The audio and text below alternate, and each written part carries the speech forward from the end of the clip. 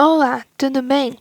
Para essa questão, a gente precisa ter uma percepção que ela é um pouquinho difícil da gente saber quando a gente não vê ela pelo menos uma vez, né? Quando a gente tem duas ou mais lentes associadas, de forma que não exista nenhuma distância entre elas, que a gente pode desenhar assim uma em cima da outra, mas na verdade, né, na prática a gente coloca uma do ladinho da outra, a gente considera que essas duas lentes elas vão estar associadas e daí a gente faz uma associação dessas duas lentes para descobrir a vergência resultante, logo a distância focal resultante e tudo mais, né?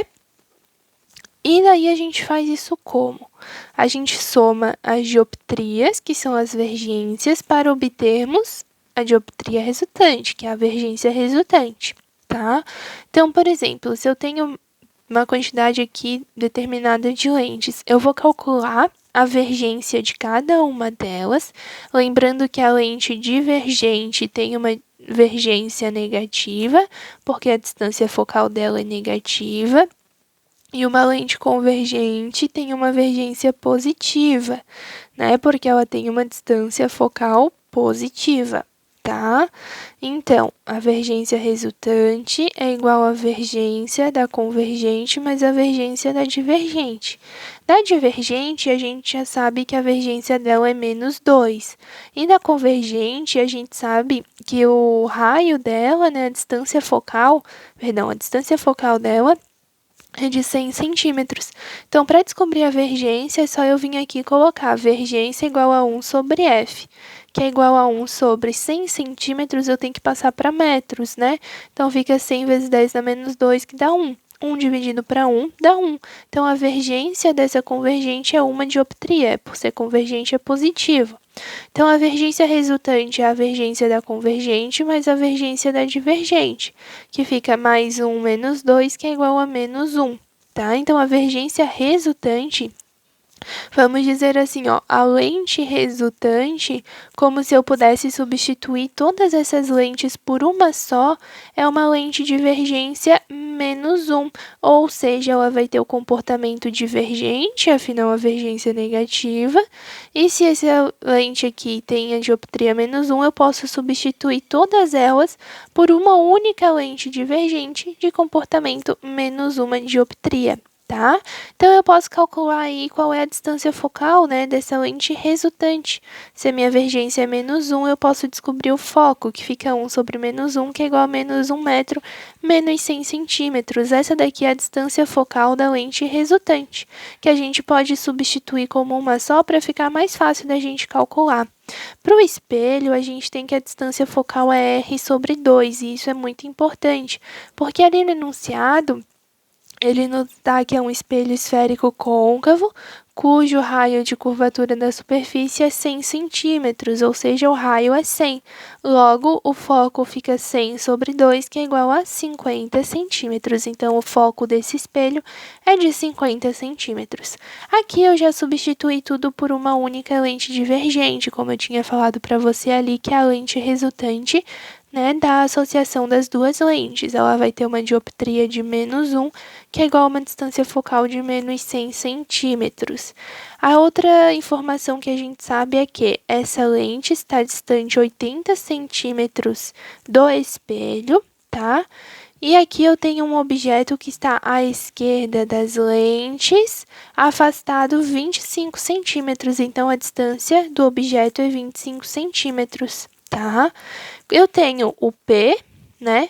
Tenho a distância focal e posso calcular o P'. Como é que eu vou fazer esse encadeamento aí de raios? O que vai acontecer? A gente vai ter o raio dessa forma aqui, ó. Eu vou ter o objeto, aí ele vai lançar raios paralelos, por exemplo. Quando ele chega aqui na lente, vamos prolongar um pouquinho a lente aqui, só para a gente trabalhar com ela melhor. Quando ele chega aqui na lente, o que vai acontecer? Ele vai divergir para cá, né? Isso aí é o comportamento normal das lentes. Conforme ele vai divergindo para cá, vai chegar o raio aqui, né? Eu tô fazendo só uma representação, porque senão eu teria que fazer um desenho muito grande, né? Então, esse raio vai continuando até que atinja aqui o espelho. Chegou no espelho, ele vai refletir novamente, daí sim vai formar o objeto, perdão, a imagem do espelho.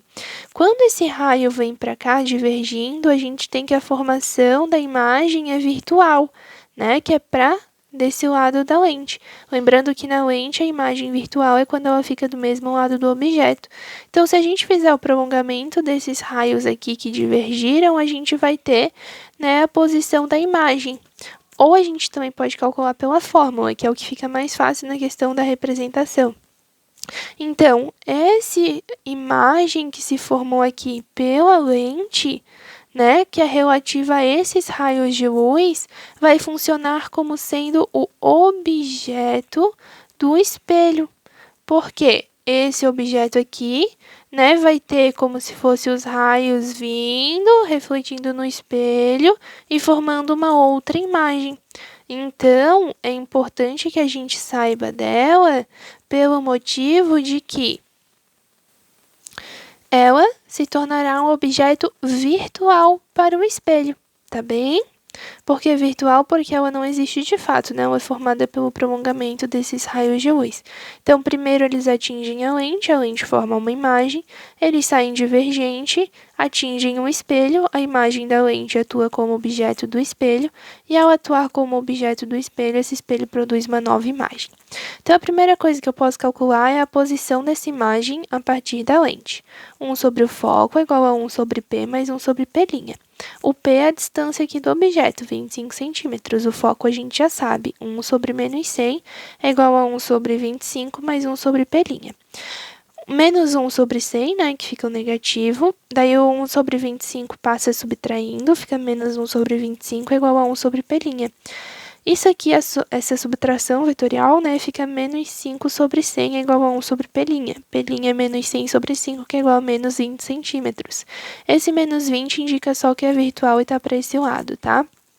Então, essa imagem aqui vai estar a 20 centímetros da lente, tá bem? Ó, eu tenho 20 centímetros e aqui eu tenho mais 80 centímetros, ou seja, essa imagem que vai estar atuando como objeto para o espelho estará a 100 centímetros do espelho. Se eu tenho um espelho côncavo e eu sei que o meu raio de curvatura é 100 centímetros, quando eu tenho um objeto posicionado exatamente sobre o centro de curvatura de um espelho, a imagem é aqui, ó, o objeto para o espelho está sobre o centro de curvatura, então a imagem é invertida, real e de mesmo tamanho, tá? Ela só seria ampliada se ela estivesse entre o centro e o foco desse espelho, ou seja, se essa imagem se formasse de modo a estar entre 100 e 50 centímetros do espelho, mas ela está exatamente a 100 centímetros, né? Que a gente viu que ela se forma a 20 centímetros do espelho, como tem mais, perdão, 20 centímetros da lente, como tem mais 80 centímetros até o espelho, dá 100 centímetros. Então, aqui, ó, para o espelho, 1 sobre F é igual a 1 sobre P mais 1 sobre P'. Então, aqui, ó, o foco dele é 50 centímetros. A distância da imagem é 100, né? 100 centímetros. E o P' a gente quer saber. 1 sobre P' é igual a 1 sobre 50 menos 1 sobre 100, que dá 1 sobre 100. Então, o P' é 100 centímetros.